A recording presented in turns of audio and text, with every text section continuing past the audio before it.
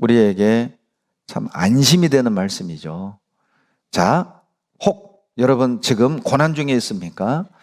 생각지 않은 고통 중에 있습니까? 감당하기 어려운 재앙을 만났나요? 허락되어진 고난이라는 거예요. 하나님이 허락한 만큼만 우리는 겪고 있다는 것이죠. 왜요? 그만큼이 내가 감당할 만큼이거든요. 지금 내가 고난 중에 있다면 그건 감당할 만큼만 허락되어진 것임을 욥기를 통해 말씀하시는 거예요.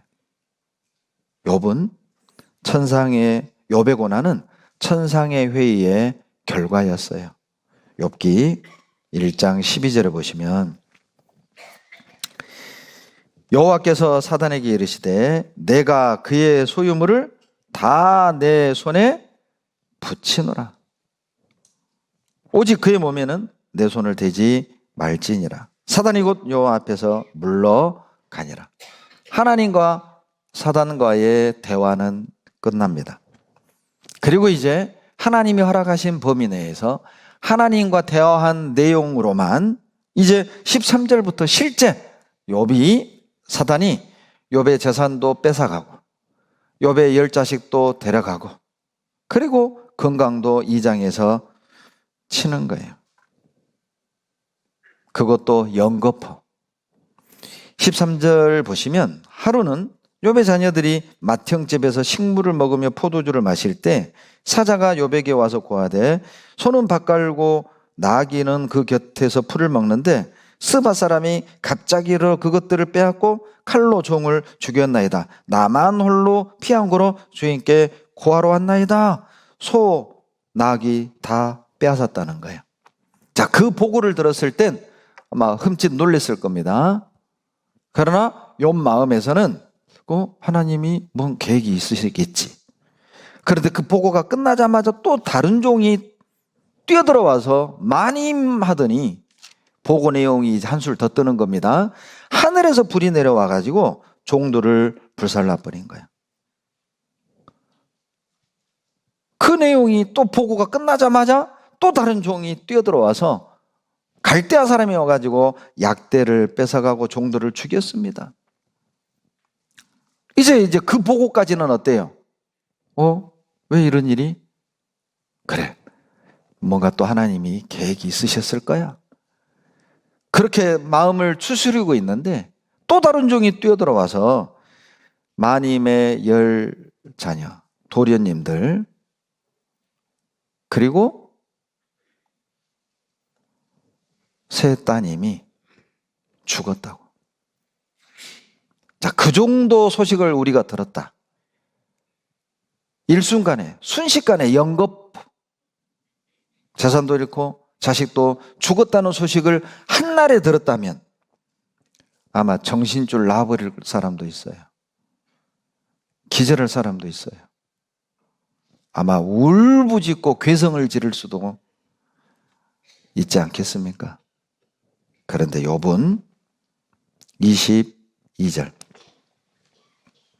이 모든 일에 욥이 범죄하지 아니하고 하나님을 향하여 어리석게 원망하지 아니하니라. 원망하지 않았습니다. 입술로 범죄하지도 않았습니다. 왜 이런 내용을 욥기 1장에다 자세히 기록하신 걸까? 욥의 고난은 여러분 우연히 재수없이 일어난 게 아니라는 것이죠. 우리가 겪는 고난, 우리가 겪는 재앙은 우연히 일어난 게 아니라는 겁니다. 재수없어서 어쩌다가 누가 실수로 어떻게 누구의 잘못으로 내가 지금 이렇게 힘들게 된 게 아니라는 것이죠. 천상의 회의 결과일 수도 있습니다. 이 땅에서 일어난 일들은 하늘에서 허락되어진 일일 수 있다는 것입니다. 자, 그러면 우리가 이 땅에서 만나는 재앙을 대하는 태도는 달라지겠죠. 눈에 보이는 이면에 하늘의 사건을 우리가 알 수만 있다면 아마 이 땅에서 겪는 재앙과 고통과 아픔을 대하는 우리의 태도는 달라질 것입니다. 그러면 우리는 하나님을 신뢰할 수 있어요. 뭔가 하나님의 하늘에서의 회의 결과고 하나님의 또 다른 선하신 계획과 목적이 있음을 우리가 분명히 안다면 받아들일 수 있고 하나님의 신실하심과 성실하심을 우리는 끝까지 믿고 순종해야 한다는 겁니다. 우리도 재산 이룰 수 있습니다. 우리도 사랑하는 사람을 이룰 수 있습니다. 우리도 건강 이룰 수 있습니다. 그것이 하늘에서의 회의 결과일 수 있어요. 욥은 끝까지 입술로 범죄하지 않았습니다. 우리가 신앙생활을 하면서 좀 답답해하는 이유 중에 하나가 하나님이 응답하지 않는다는 것입니다. 우리도 그렇게 계속 일어나는 집안의 우환들 참고 견디고 하나님께 기도하지만 하나님은 쉽사리 대답해 주지 않습니다. 이런 이유로 너에게 허락되어진 고난이란다. 이런 목적 때문에 너에게 이런 아픔이 허락되어진 거란다. 주님이 곧바로 응답하지 않습니다. 신속한 답을 주지 않습니다.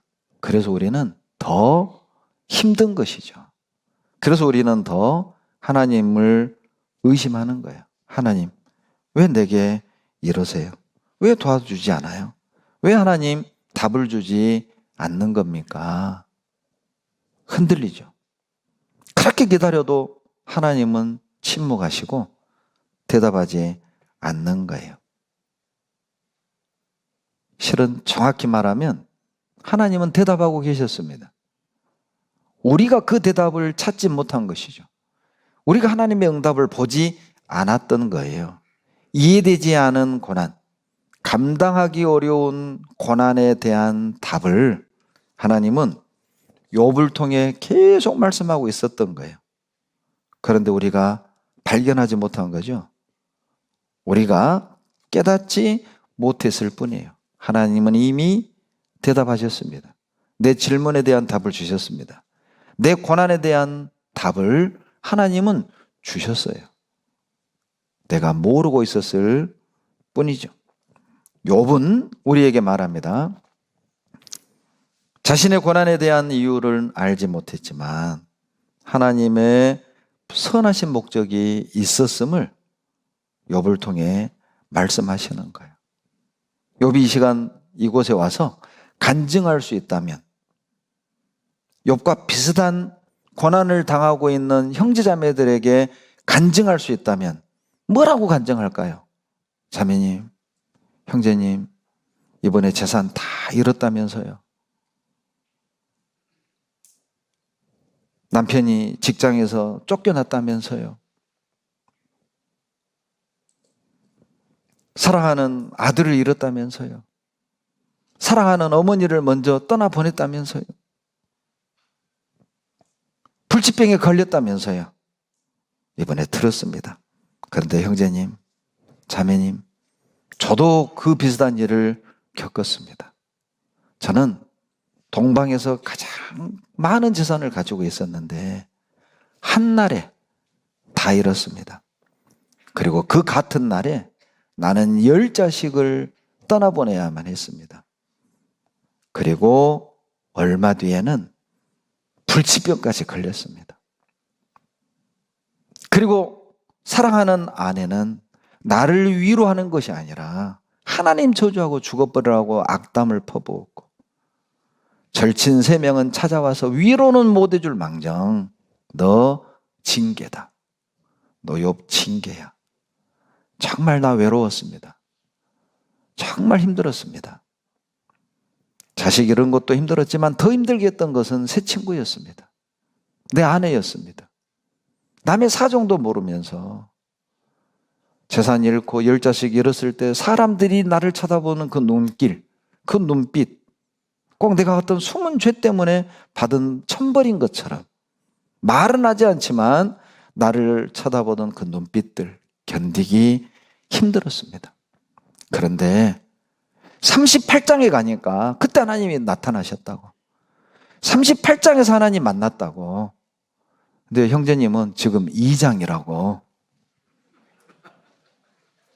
자매님은 4장밖에 안 왔다고. 38장까지 기다려보라고. 그때 하나님 만날 거라고. 하나님 만나면 이해될 거라고.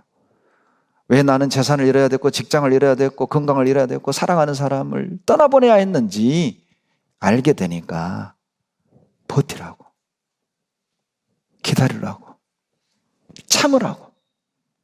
욥이 그렇게 간증하지 않을까요? 욥은 욥기 1장 6절부터 있었던 하나님과 마귀와의 대화를 몰랐습니다. 욥은 자기가 왜 이런 일을 당해야 되는지 배경도 몰랐습니다. 하나님이 대답해 주지 않았습니다. 알려주지도 않았습니다. 왜 하나님은 고난의 이유와 목적을 얘기해 주지 않은 걸까요? 왜 욥기 1장 6절부터 있었던 그 마귀와의 회의 내용을 말씀해 주지 않은 걸까요?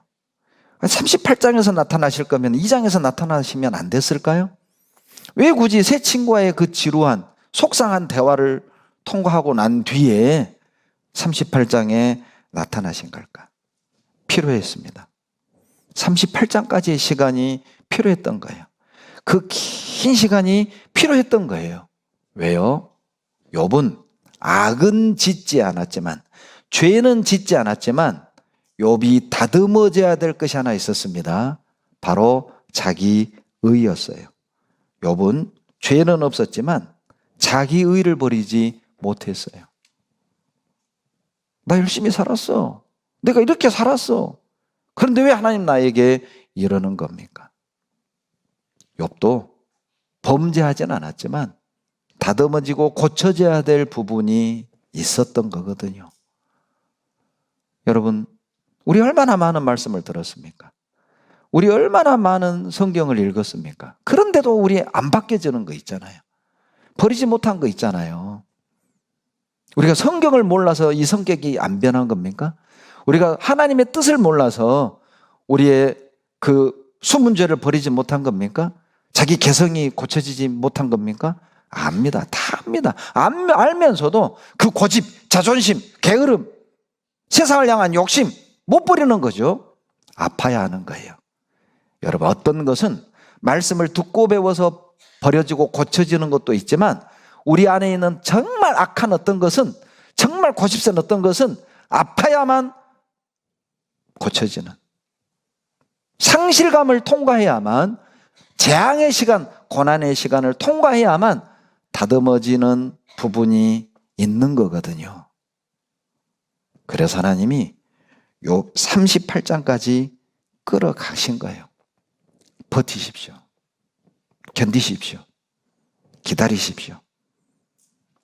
감당하기 어려운 이 고난의 시간들 필요합니다. 길다고 생각하는 이 터널들 필요합니다. 그 과정이 필요합니다. 베드로전서 1장 7절. 베드로전서 1장 7절.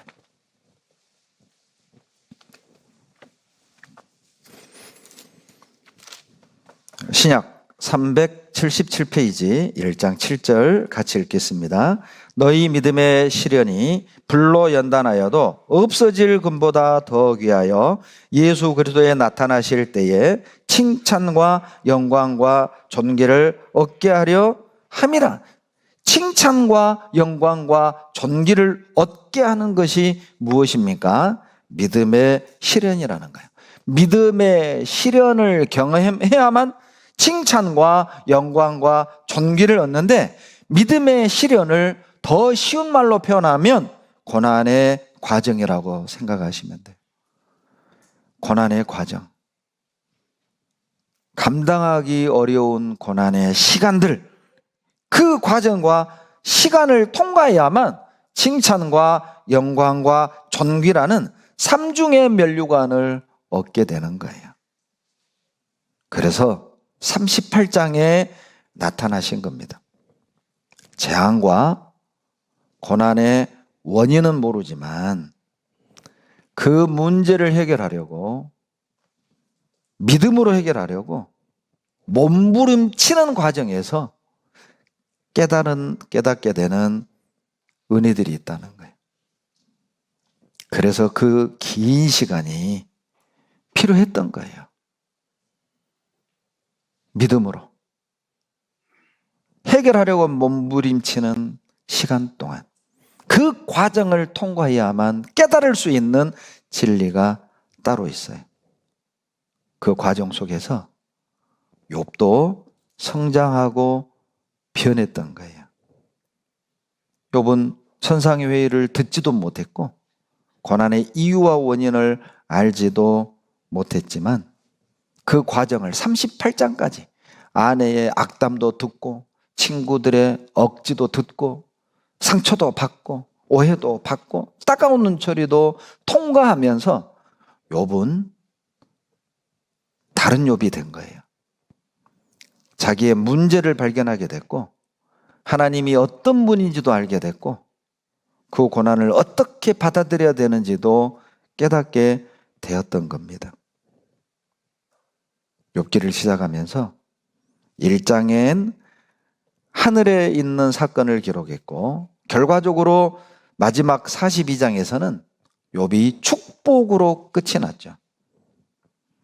그 천상의 회의, 1장의 천상의 회의와 42장의 욥의 축복 사이에 욥의 기나긴 고난이 있었습니다.